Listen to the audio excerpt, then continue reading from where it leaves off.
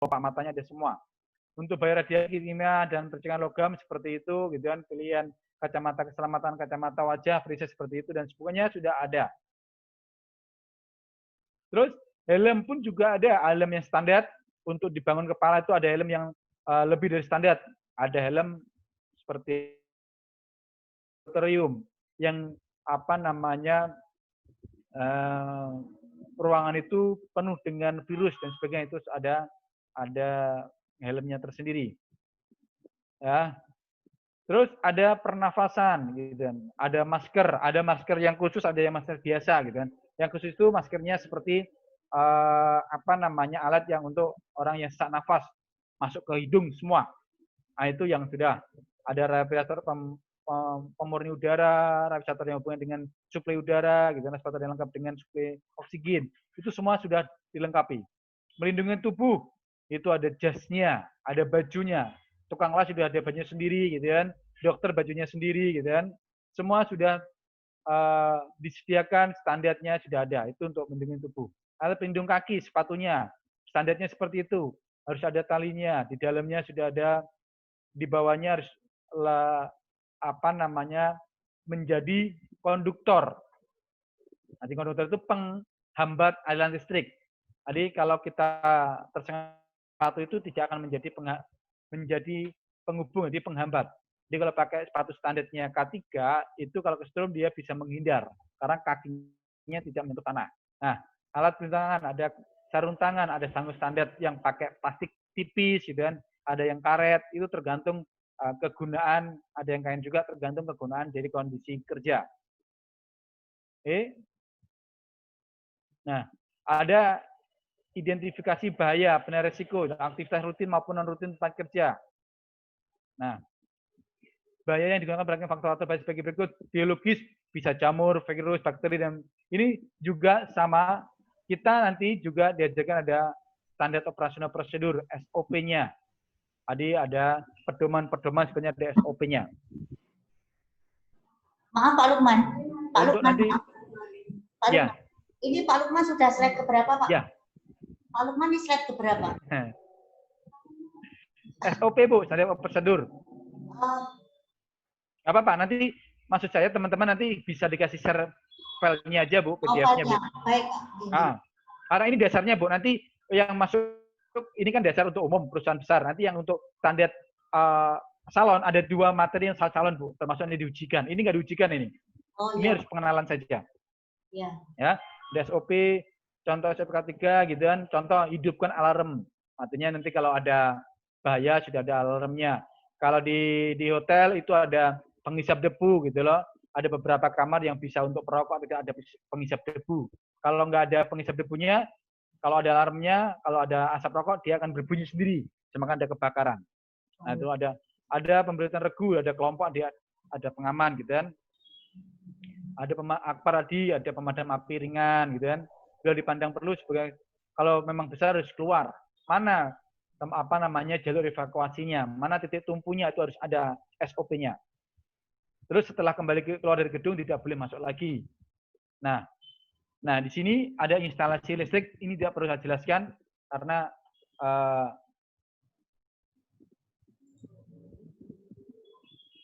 sudah menjurus ke perusahaan besar.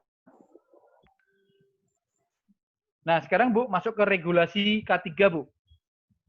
Nah, ini yang penting regulasi K3.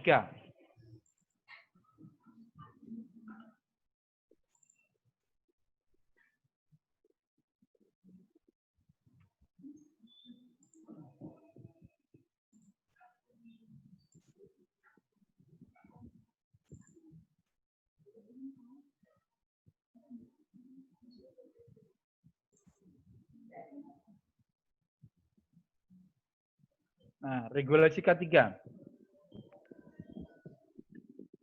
Artinya regulasi K3 itu sudah ada aturannya. Ada aturannya. Ada undang-undangnya.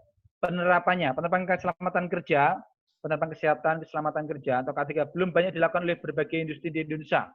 Tingkat kecelakaan yang terjadi sangat besar karena K3 di sebuah perusahaan itu masih dianggap kecil. Nah, data statistik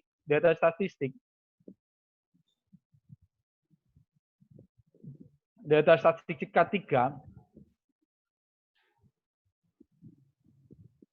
ini masih survei tahun 2018 kemarin. Nah, korban meninggal dunia mencapai 5.000. Ini grade tahun 2002-2015. Jadi masih banyak dengan kecelakaannya.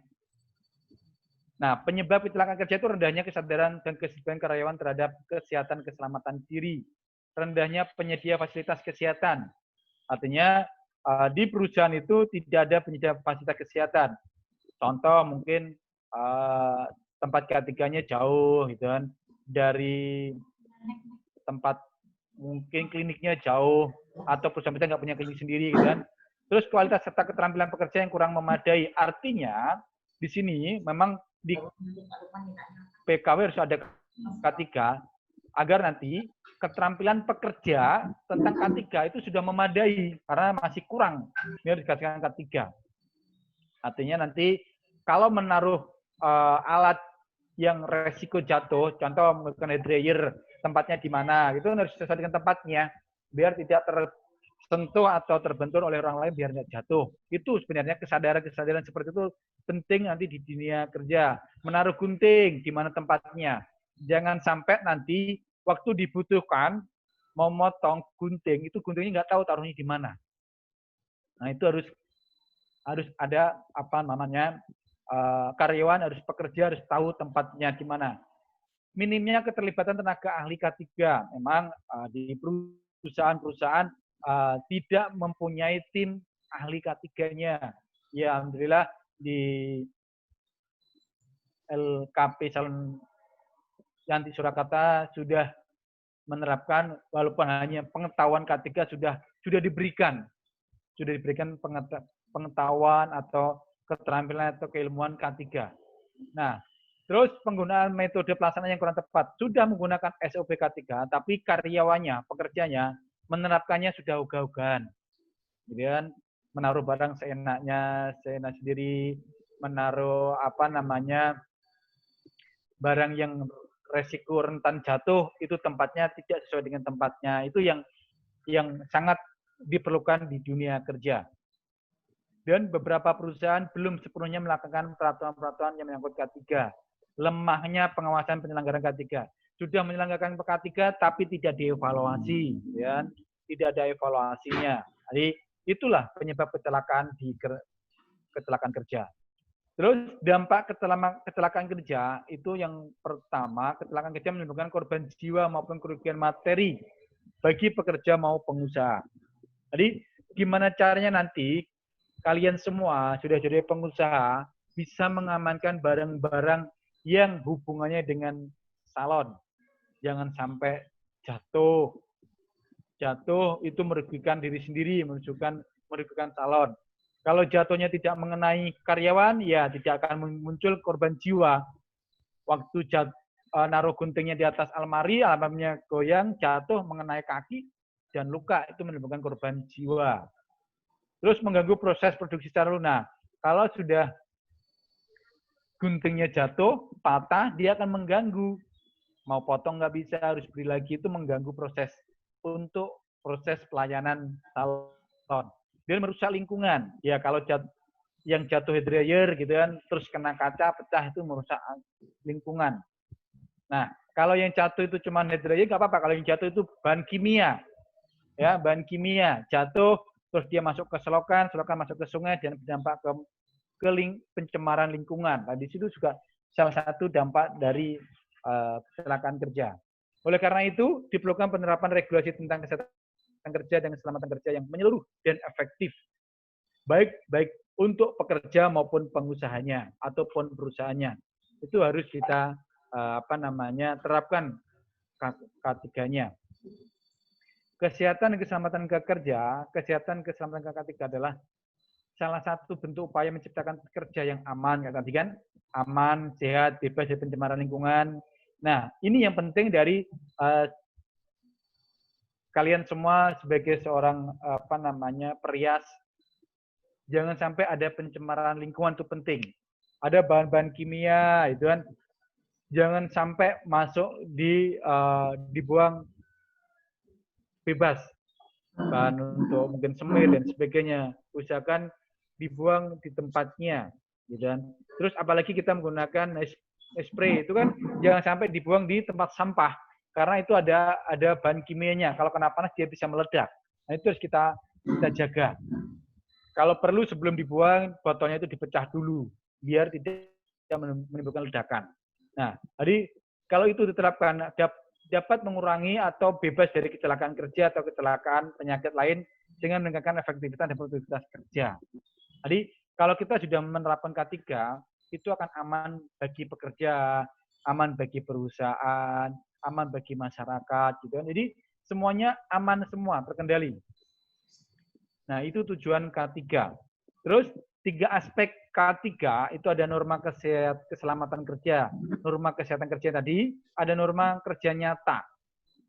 Nah, artinya keselamatan kerja itu ya tadi selamatkan dijamin keselamatan kerjanya. Kesehatannya dijamin. Kerja nyatanya artinya kita menerapkan K3, menaruh barang sesuai dengan tempatnya, sesuai dengan kebutuhannya, menaruh barang benar-benar aman dari jangkauan orang lain.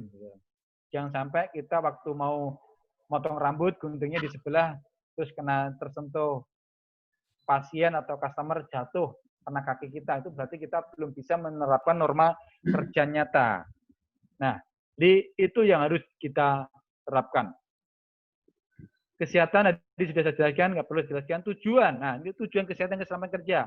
Untuk mencegah, mengurangi, bahkan menghilangkan ataupun menzirukan atau mengenolkan risiko keselamatan kerja. Dan terus sumber-sumber produksi dapat berjalan secara lancar tanpa adanya hambatan. Jadi sumber-sumber pelayanan kita ke customer itu tidak ada hambatan. Waktu kita butuh gunting potong, gunting sasak, gitu kan? Butuh apapun sudah ada. Jadi tidak ada hambatan. Karena itu tujuannya. Mencegah terjadinya kerusakan tempat dan peralatan kerja. Ini yang penting. Mencegah kerusakan tempat dan peralatan kerja. Kalau tempat, contoh, kalau kita waktu menggunakan semir, itu bahan semir yang susah untuk hilang, jangan sampai tumpah. Kalau tumpah itu akan jatuh di lantai, lantai akan susah untuk kembali seperti semula. Syukur-syukur untung kalau lantainya, keramiknya, porselennya itu warnanya selain putih, warnanya putih, kena semir rambut hitam, dia otomatis akan warnanya pudar atau tercampur tinta tadi atau tercampur semir tadi, akan merusak. Terus dan peralatan kerja. Nah, peralatan kerja itu contoh tadi mungkin hair dryer jangan sampai jatuh, barang-barang elektronik jangan sampai jatuh agar tidak merusak peralatan kerja. Terus, nah ini yang keempat, mencegah pencemaran lingkungan hidup masyarakat luas. Nah ini kaitannya tadi sebenarnya bahan kimia yang akan jangan sampai dibuang sembarangan, digot gitu kan. Kalau jangan sampai membuang bahan kimia yang tidak dipakai ataupun barang yang sudah expired jangan sampai dibuang, diselokan gitu kan, itu akan mencemari lingkungan. Jangan sampai. Terus regulasi kesehatan dan sama kerja di Indonesia di sini. Regulasinya K3 atau di sini ada SMK3, Sistem Manajemen Keselamatan, itu diatur Undang-Undang RI nomor 1 tahun 70. Tahun 70 itu sudah ada Undang-Undang Keselamatan Kerja. Dan terus juga ada Undang-Undang Regulasi bab 2 pasal 270. Ada lagi Undang-Undang RI tahun 70 bab 3 keselamatan kerja pasal 3, 63, 78 dan seterusnya.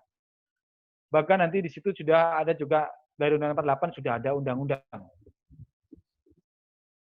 Nah, di sini Undang-Undang RI tahun 70 tentang persyaratan keselamatan kerja bab 3 dan pasal 3 tujuannya adalah mencegah dan mengurangi kecelakaan.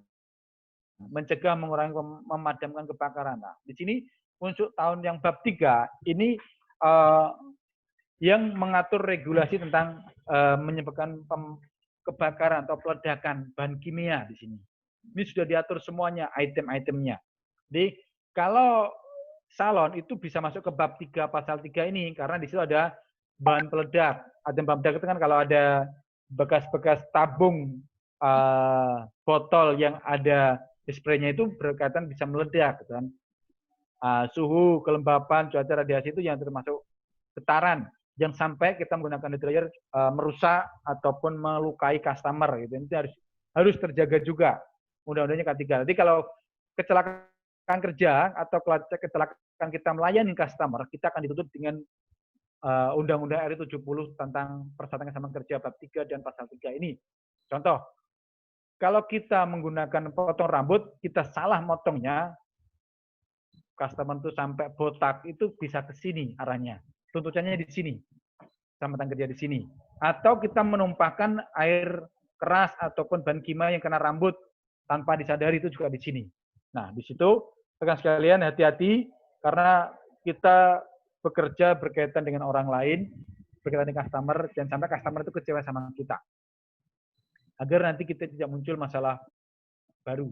Terus di sini juga mencakup kelistrikan gitu. Kalau kita menggunakan barang kaitannya dengan listrik, terus customer kena sengatan listrik, juga kita bisa dituntut dengan pasal itu. Artinya jaring listrik di calon kita tidak aman.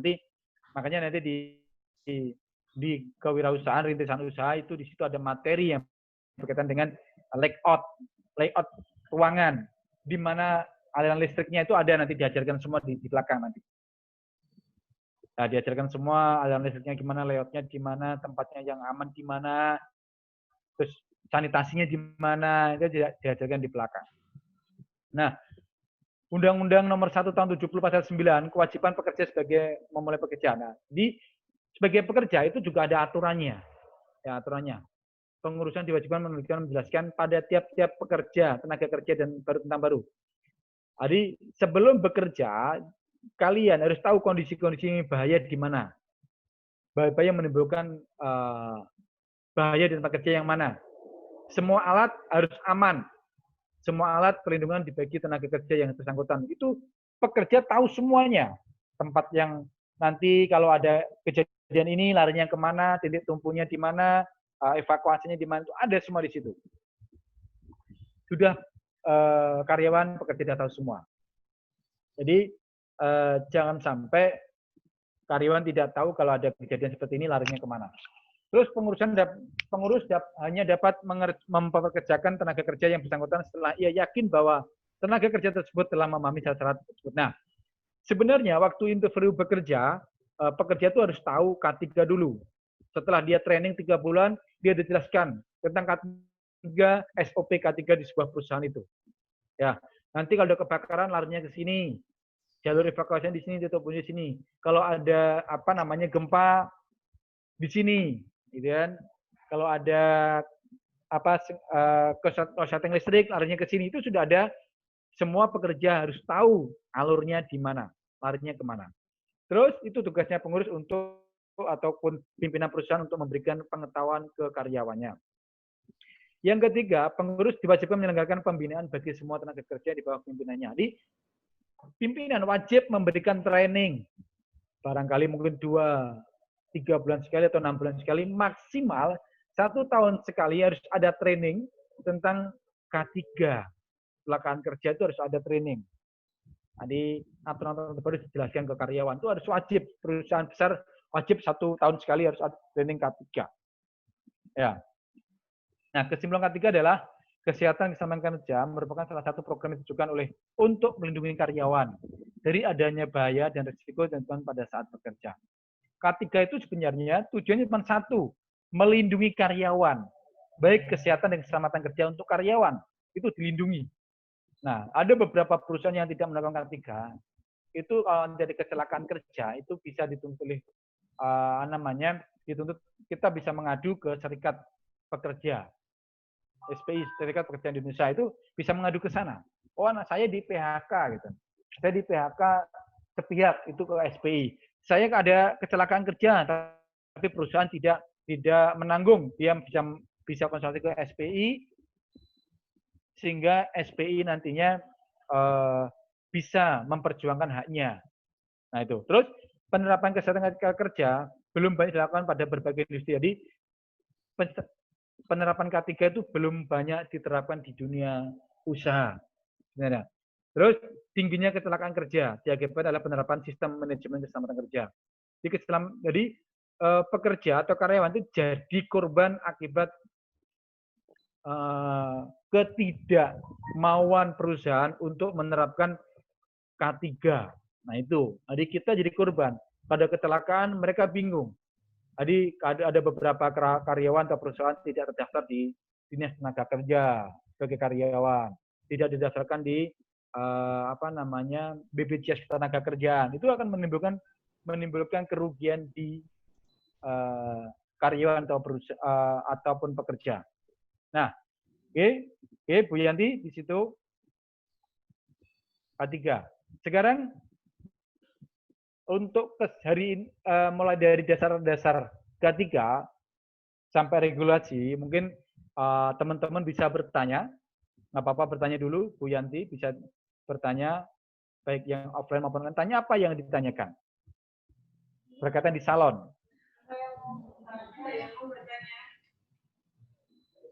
Oke, kira-kira apa yang ditanyakan? Monggo, nggak apa-apa. Ada yang mau bertanya, Pak? Ya, monggo. Nggak ada? Lanjut, G. Oke, kita lanjutkan.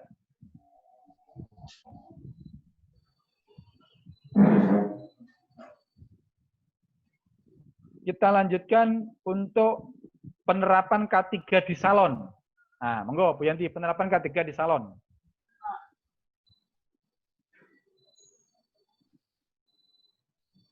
Nah, di sini yang penting, kalau perlu dicatat nanti di sini, karena ujiannya online, waktunya sekitar 45 menit, 34.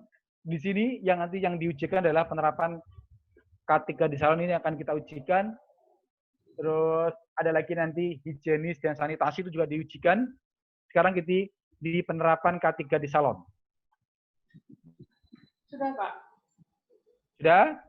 Oke. Penerapan K3 di salon. Langsung slide 3. Lewatin saja. Penerapan K3 di salon. Nah, menerapkan lingkungan kerja yang bersih dan aman. Nah, di sini K3 salah satunya adalah menerapkan lingkungan kerja yang bersih dan aman. Itu cara yang dilakukan di salon. Jadi jangan sampai waktu kita habis potong rambut, kemudian lantainya nggak dibersihkan. Nah, kalau rambutnya panjang, itu akan beresiko. Selain tidak bersih dan tidak aman, waktu kita jalan menginjak rambut yang banyak, bisa jadi kita terpleset atau customer terpleset, itu tidak aman. Artinya nanti waktu penerapan di lingkungan kerja bersih dan aman di salon, sebelum customer pergi atau sebelum customer meninggalkan tempat duduk, waktu kita potong rambut, waktu kita semir dan sebagainya yang menimbulkan bercak air dan sebagainya, itu dibersihkan. Bu, mohon maaf, jangan berenjak dulu, kita bersihkan dulu lantainya agar nanti waktu Ibu meninggalkan kursinya aman. Itu penting. Yang kedua, semua alat sebelum customer pergi itu harus dirapikan dulu, ditempatkan sesuai dengan tempatnya. Ya, karena nanti takutnya barang-barang yang berkaitan dengan bahan salon itu naruhnya sembarangan, customer lewat, menyentuh atau tersenggol, jatuh. Ya, syukur-syukur kalau jatuh tidak berbahaya, nggak apa-apa. Kalau berbahaya kan beresiko. Mungkin bahan kimia atau alkohol yang jatuh kan beresiko.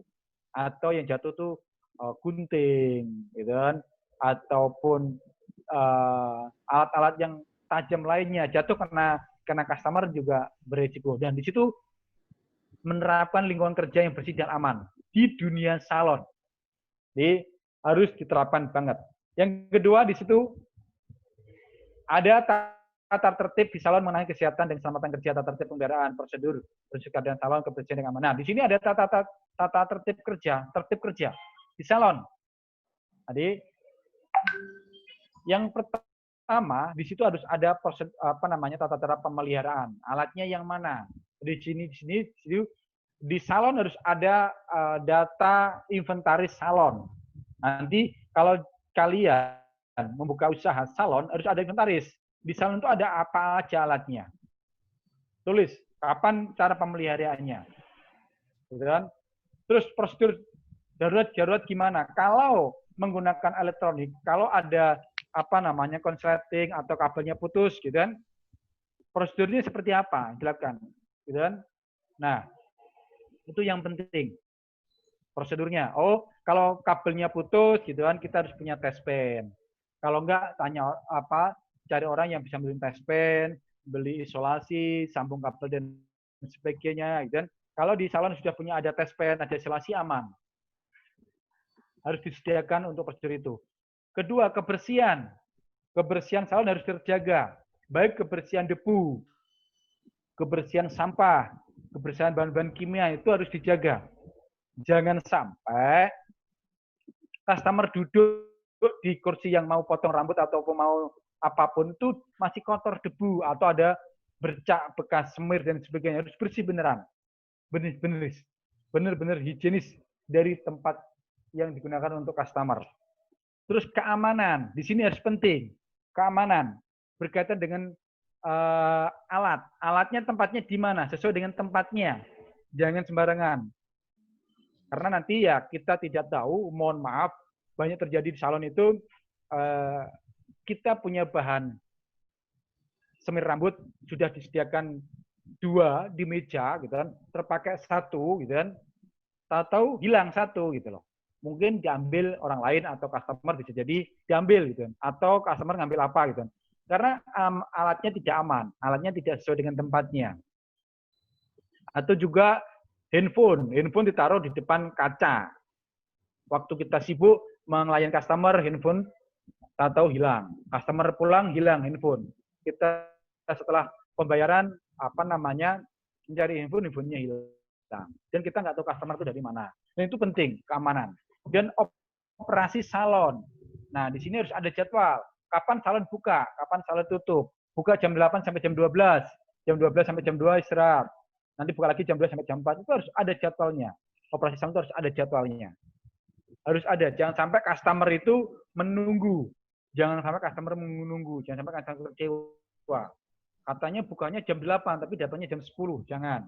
Itu membuat apa namanya customer kecewa nggak akan pernah kembali lagi. Yang kedua, peraturan-peraturan pemerintah tentang kesehatan dan keselamatan kerja. Nanti di salon itu ada aturan apa namanya peraturan tentang kesehatan dan keselamatan kerja.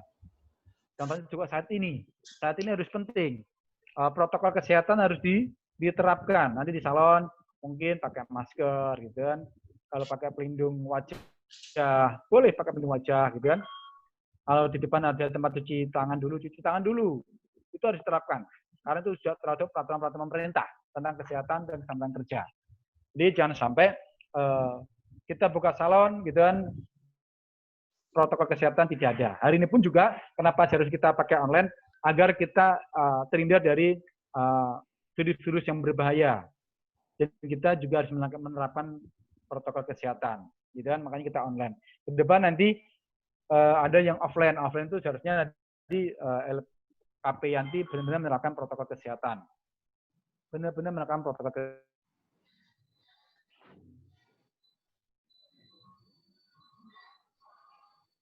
Sampai pembelajaran tidak melakukan protokol kesehatan, ketahuan dengan direktorat kursus pelatihan, gitu kan, bisa jadi dicabut haknya, gitu kan, dicabut haknya untuk pelatihan ini. Bisa jadi LKP Yanti untuk membalikan sebesar dana untuk pelatihan ini. Nah, gara-gara apa? Peserta didiknya tidak menerapkan protokol kesehatan. Tolong dipahamin itu, kalau sudah disediakan protokol kesehatan, tolong diterapkan, ditaati demi kelancaran bersama semua.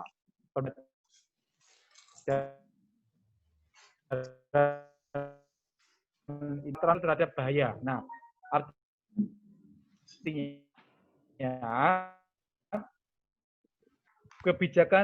kebijaksanaan dan prosedur ini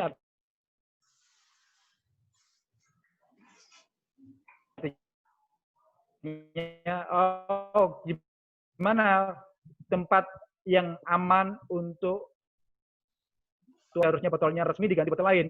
Maunya waktu pakai apa namanya pembersih, waktu keramas, kerimbat, dan alatnya tidak menggunakan botol yang resmi.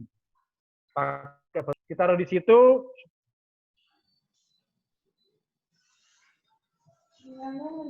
ditaruh di sini berbahaya.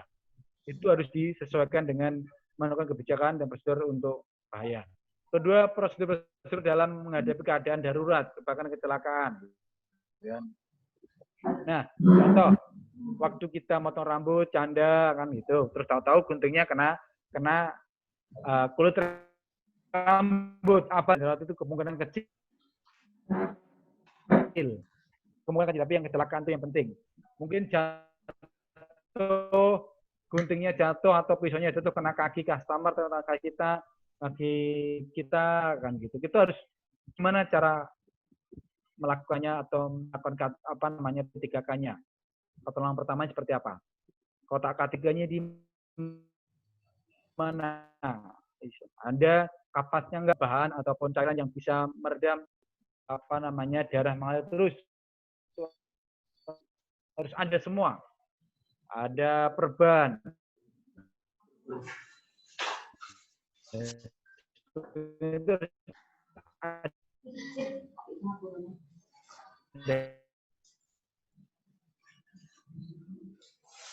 Ada penggunaan kendaraan bermotor, kalau nanti karyawannya itu diikutkan asuransi, jangan sampai kita melakukan mengendarai sepeda motor tanpa helm.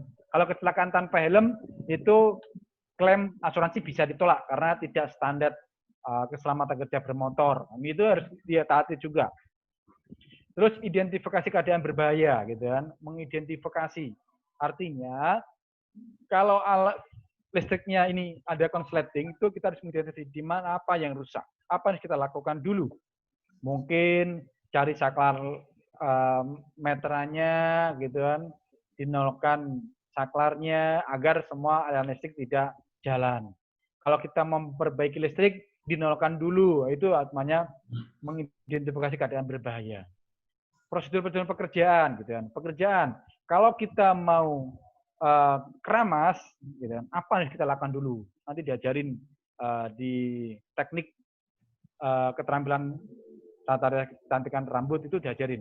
Apa yang dilakukan dulu? Itu untuk pekerjaan. Instruksi kerja. Nah, instruksi kerja. Contoh instruksi kerja itu kapan kita belum melakukan perlengkapan atau alat yang sudah untuk apa namanya untuk customer. Nah, itu instruksi kerja. Terus yang keempat, prosedur kesehatan dan keselamatan kerja. Nah, di sini harus ada prosedur dan kesehatan dan keselamatan kerja itu meliputi untuk pelanggan, untuk customer, untuk karyawan, itu sudah menyangkut semuanya harusnya. Untuk peralatan dan kita jatuh, kan itu jangan sampai. Terus tempat, tadi jangan sampai tempat kita bekerja itu tercemari tentang bahan-bahan kimia. Kalau tidak bahan kimia, mungkin contoh kalau di calon itu semir, jangan sampai semir jatuh tumpah. Ada contoh dari awal jangan sampai tumpah, karena mencemari atau mengotori lantai. Terus juga kesehatan dan keselamatan kerja itu melindungi persediaan barang. Ya, jangan sampai kerja kita ceroboh, akhirnya persediaan barang kita habis, rusak, tumpah, akhirnya kita akan rugi. Nah, terus yang kelima, situasi-situasi yang tidak aman mencakup hal-hal berikut. Nah, di sini zaman kita harus tahu mengidentifikasi bahan-bahan beracun. Kita harus tahu ini bahan beracun, ini bahan kimia, ini bahan yang menimbulkan virus dan sebagainya, kita harus tahu. Nah, terus bungkus atau kontainer yang rusak. Jadi kalau kita harus tahu situasi barang yang waktu kita beli kemasannya rusak, kita harus tahu. Jangan sampai yang kemasannya rusak dipakai akhirnya menimbulkan kerugian atau menimbulkan ketidakpuasan oleh customer. Bungkusnya itu nggak standar, mungkin kadaluarsa atau menguap dan sebagainya. Itu kan itu harus penting. Terus ada peralatan yang rusak.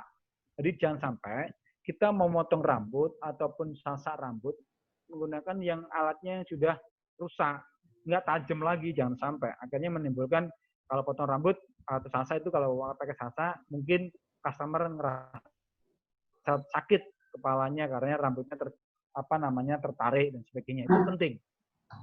Terus ada bahan-bahan yang mudah terbakar api, bahan-bahan kebakaran, itu yang penting. Ya, penting.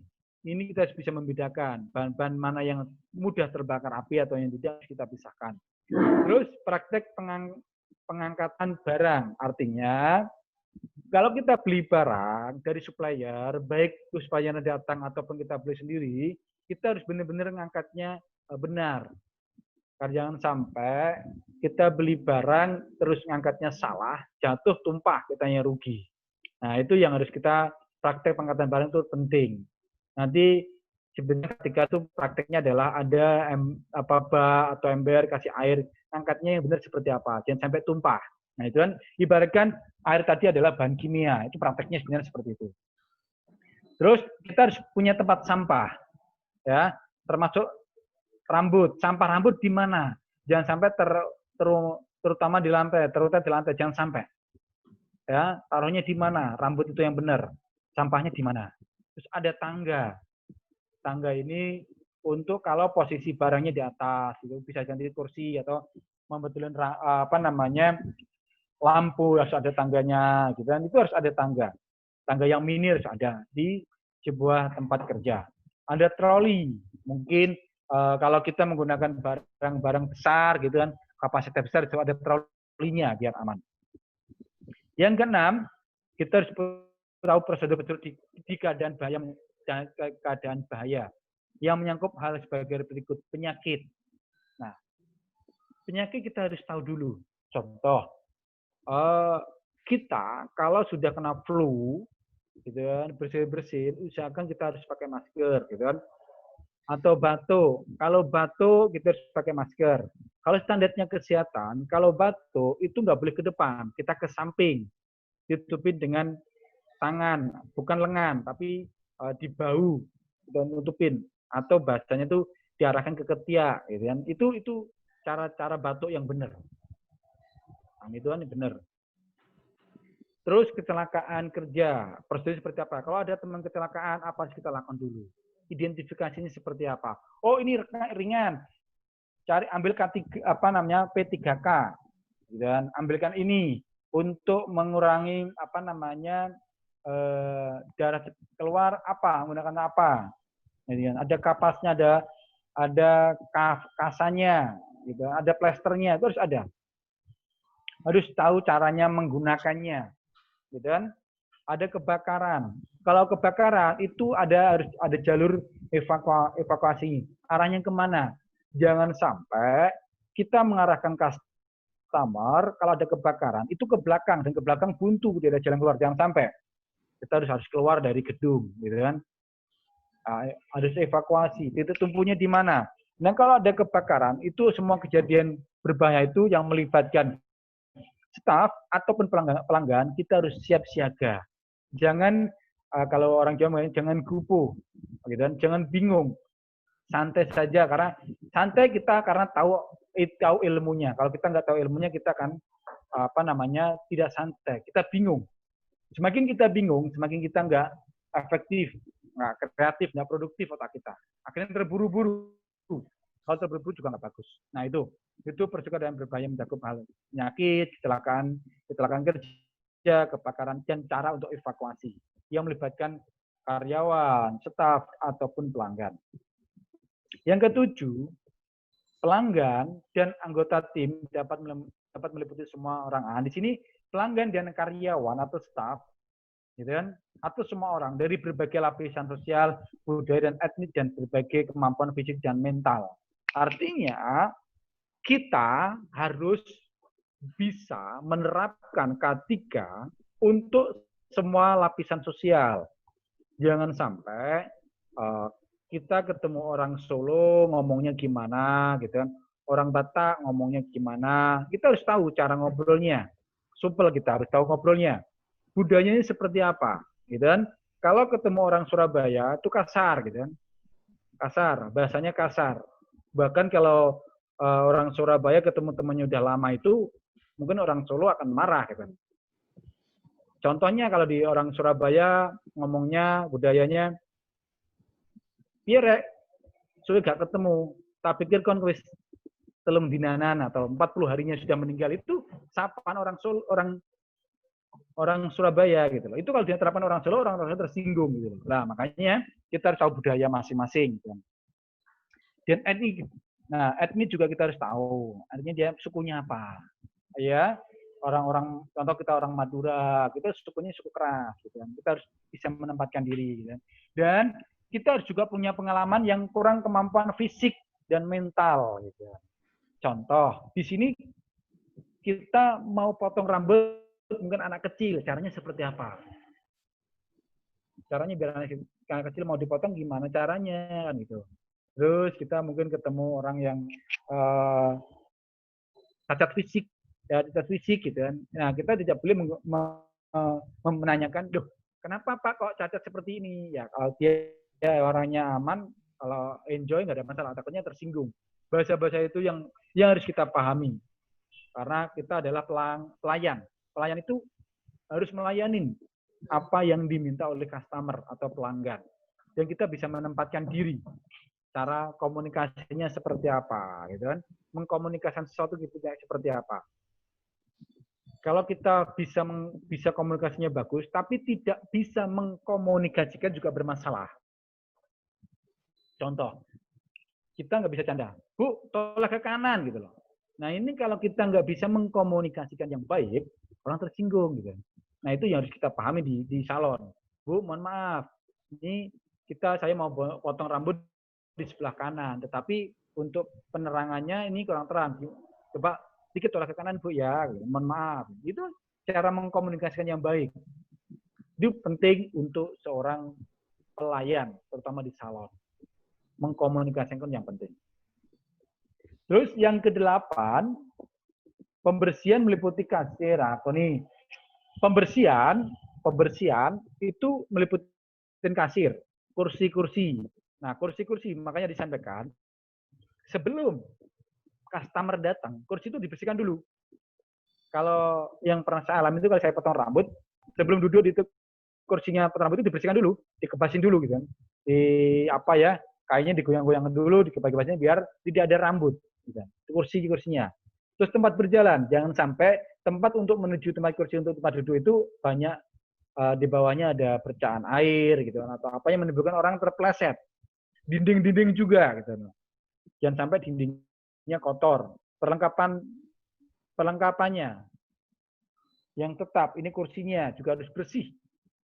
Nah, di permukaan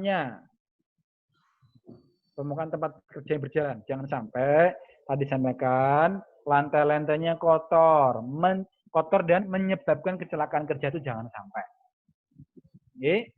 Terus, nah, yang ke-9 harus punya susunan jasa salon. Artinya di salon, gitu kan, pelayanannya harus maksimal. Nah, contoh K3-nya di salon itu menerapkan jasanya apa? Ada potong rambut, krimbat. Potong rambut, gitu kan, standar prosedurnya seperti ini jelaskan. Potong rambut, tata caranya seperti ini. Sebelum duduk, apa harus dilakukan dulu? Itu harus ada susunannya salon. Harus untuk keselamatan kerja, baik pekerja ataupun yang melayani, dan dilayani itu harus benar-benar aman. Ya, salon. Terus kalau krimbat, tata caranya seperti apa? Itu harus tahu, customer salonnya harus tahu.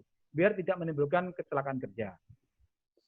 Potong rambut, krimbat, gitu kan, semir rambut caranya seperti apa, tata caranya, alurnya seperti apa, itu harus tahu, harus tahu. Terus yang 9, produk-produk yang berasal dari minimal barang yang berbeda. Nah, kita harus bisa membedakan produk-produk dari perusahaan minimal, karena kadang di salon itu ada kulit kepala atau kulit wajah dan sebagainya. Itu alergi dengan produknya A. Saya pengen produk B. Kita harus paham dulu. Artinya kita sebagai pengusaha salon harus tahu produk-produknya. Untuk krimbat, bahan krimbat itu level A, level B, dan C itu kita harus paham dulu. Nah, sampaikan dulu, Bu, kalau kita krimbat di salon ini menggunakan bahan ini, kira-kira Ibu alergi tidak? Atau pernah menggunakan ini bermasalah tidak? Sampaikan dulu. Oh, ini tidak apa-apa. Oke, aman. Kita harus tahu produk itu. Aman. Oh, saya nggak mau pakai itu karena saya waktu itu pakai itu, saya alergi. Bisa pakai produk lain nggak? Kita harus tahu. Oh, Bu, produk lain seperti ini, Bu. Ini, kami punya produk ini. Nah, itu sebagai pengusaha salon, itu harus paham produk-produk salonnya. Jangan sampai nggak paham. Asal pakai saja. Lagi takutnya customer bermasalah. Nah, oke, itu ada 10 hal yang harus dipahami untuk apa namanya penerapan K3 di salon. K3 di salon. Nah, oke, itu nanti di soal-soal bisa di apa namanya keluar waktu ujian akhir. Ujian nanti insya Allah besok ujian. Kalau nggak hari ini besok ujian. Oke, itu Bu Yanti ada pertanyaan atau lanjut? Atau mungkin saya terlalu cepat? Pak Lukman, untuk materi ini, ya. Jadi ini sudah selesai untuk materi pertama kan? Yang separuh materinya besok, Pak Lukman? Oh gitu. Besok, kalau besok berarti ujiannya juga besok. Ini ada higienisan dan sanitasi. Tadi